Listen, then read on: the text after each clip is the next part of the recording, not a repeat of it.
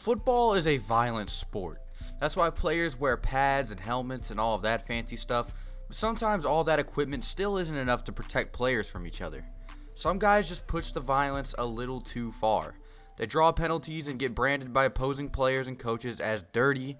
And throughout the history of the game, there were lots of players who would get fined, penalized, and ejected from the league because of this. But back in the day, it was perfectly acceptable to head slap an offensive lineman, Deacon Jones' patented move, later banned. In the early Super Bowl era, dirty by today's standards was the norm. There was no offensive PI, contact after 5 yards, no problem, as long as the ball wasn't in the air. The game was more physical, more aggressive, but some players from that era stood above the rest with their violent, dangerous, and overly aggressive play.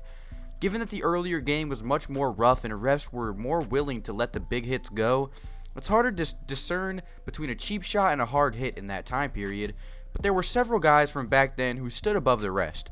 As for current or recently retired players, there were enough guys who have rules named after them or have a yearly nomination for the league's dirtiest player.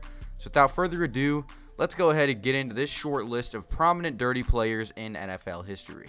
What's up, everybody? Welcome back to NFL Hub, and today we're going to be covering the dirtiest players in NFL history.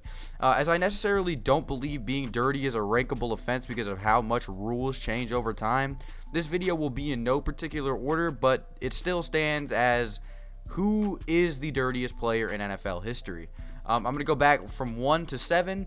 Number 1 is who I believe is the dirtiest, and it just goes back and back and back. It kind of loses order after the first, but without further ado, let's get into it. The first player I have on this list is Konrad Dobler. Offensive lineman Konrad Dobler enjoyed a 10-year career with the Cardinals, Saints, and Bills, if one could be said to have enjoyed a decade-long murderous rampage. He wasn't the biggest, strongest, or fastest player, so he made up for it by being the meanest, nastiest, and dirtiest. Quite possibly the dirtiest guy to ever play in the NFL. In the mid-70s, when it was acceptable to horse-collar players, Dobler took it to the next level. As an offensive lineman, when a defender put his hands up to swat a pass, he'd punch them in the stomach, spitting on injured players, kicking Merlin Olsen in the head, even punching Mean Joe Green. Dobler did whatever he had to, whatever he wanted to whoever he wanted to. Konrad Dobler, in my opinion, was the dirtiest player ever. Let's move on to number 2. At number 2, we have Bill Romanowski. Linebacker Bill Romanowski, who won 2 Super Bowls as a member of the Denver Broncos, was always a guy who seemed to be playing very angry.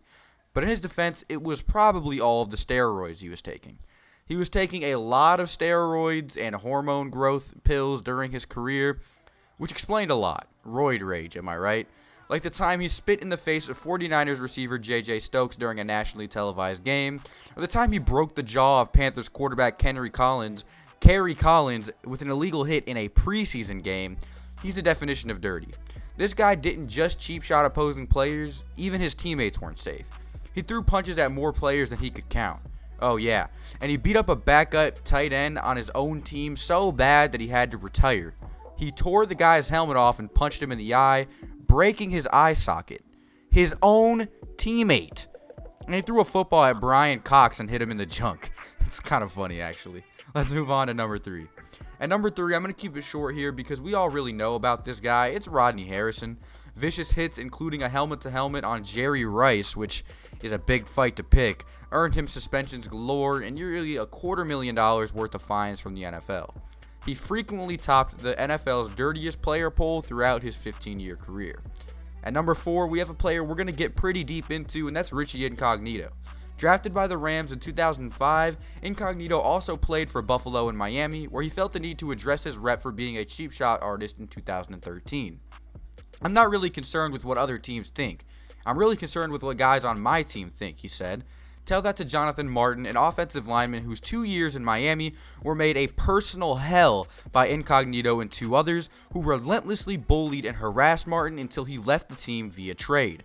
Incognito would later be cited as the ringleader of the bullying in a report by NFL investigator Todd Wells, who noted that once Martin went public with his experience, Incognito responded with threats, racial slurs, and sexual taunts about Martin's mother and sisters. Incognito was suspended for conduct detrimental to the team, though he maintained his innocence, saying he never engaged in such behavior. The problem with this is that he did it in college too, pushing around a walk-on who was just trying to make the team. A real team player, that's Richie Incognito. Incognito has garnered attention over the years for perceived dirty play amongst NFL players, coaches, and fans.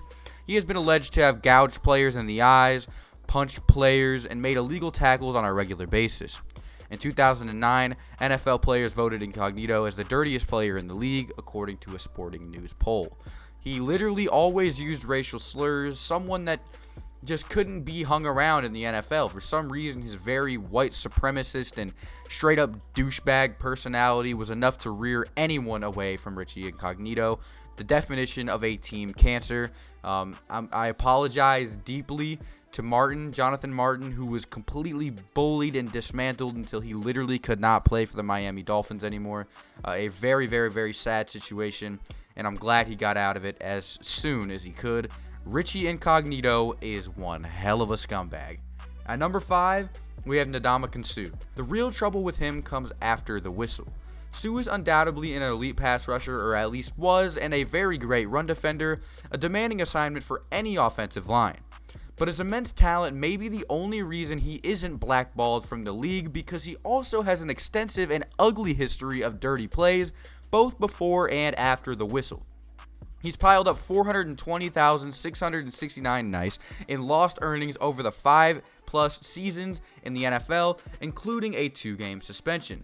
Suh's legacy continues to cement itself. Kicking players' helmets off must be Suh's new specialty, because he did it twice. First against the Redskins' Alfred Morris, and again against Jets quarterback Ryan Fitzpatrick.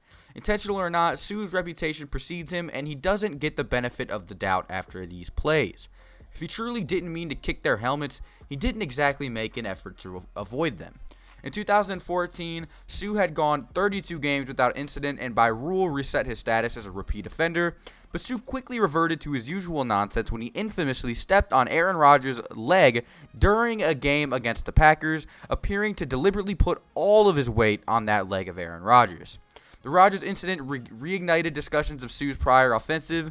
The time he gave Matt Schaub a kick below the belt, a remarkably late hit on Chad Henne, a forearm punch to the back of Jay Cutler's helmet.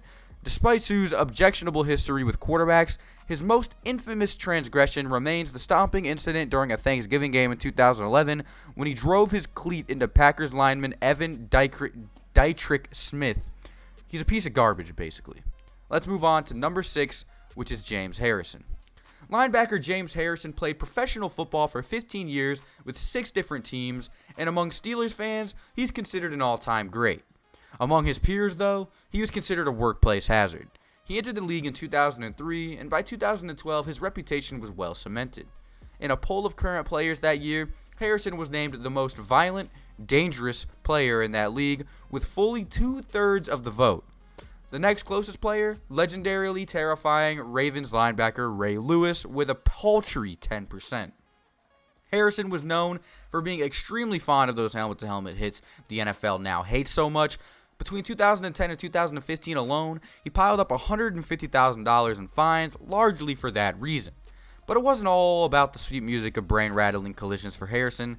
Once the league began cracking down in earnest on such concussion-inducing hits, the linebacker dutifully changed up his style of play. In a late 2012 interview with a Pittsburgh area radio station, Harrison proudly announced that he was no longer a full-time headhunter. "I've really lowered my target area to where it's down around the knees," he said. "Situations come along where you could tackle the guy high. I don't know what to do anymore. I tackle the guy low." How perfectly sensible. Really, how are you supposed to tackle a guy without trying to end his career? I'd go for anywhere that isn't the knees or the head, because those are the two most detrimental positions and where you can really, really, really do some damage. Let's move on to the final player, who was one of the dirtiest players, the most dirty players in recent memory, and that's linebacker Vontaze Burfict. Linebacker Vontaze Burfict is exactly what every NFL team wanted from a middle linebacker about 40 or 50 years ago.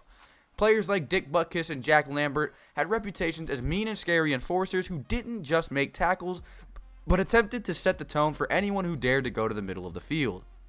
Highlight reels showed clothesline tackles, helmet-to-helmet hits, and boasted about the rough and tough linebackers of lore. But the best linebackers of football today are the ones who can channel the aggression and violence of the game without crossing the line, but that's something Vontaze Burfict has struggled with very, very, very toughly. In 7 NFL seasons with the Cincinnati Bengals, Burfict racked up over $4.5 million in career fines and forfeited pay. In March 2019, after unsuccessful attempts to trade Burfict, the Bengals released the linebacker. He was only a free agent for a day, which is surprising, largely because his play had dropped off, but also because of his reckless play. The Raiders signed him to a 1-year deal in Oakland, where he quickly integrated himself and became a team captain. It lasted just 4 games before an egregious hit earned him a suspension for the final 12 games of the 2019 season. He speared multiple players with his helmet. He stomped out running back LeGarrette Blount and so much more. He is the definition of a downright dirty player. Thank you guys so much for watching this video at the NFL Hub. I really hope you enjoyed it. If you have any suggestions, like I said previously, leave them down in the comment section below. It means a lot to hear what you guys have to say. Thank you guys so much for watching. We'll see you in the next one here on the NFL Hub. Peace out.